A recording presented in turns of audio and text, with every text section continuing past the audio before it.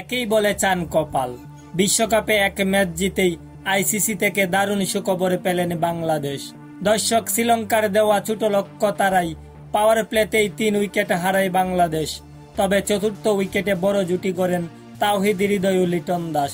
দ্রুত সময়ে এই দুই ব্যাটার আউট হলে চাপে পড়ে যায় বাংলাদেশ।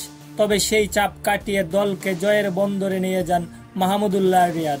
যুক্তরাষ্ট্রের ডালাসে শনিবার 8 জুন শ্রীলঙ্কাকে 2 উইকেটে হারিয়ে বিশ্বকাপে শুভ সূচনা করেছেন বাংলাদেশ।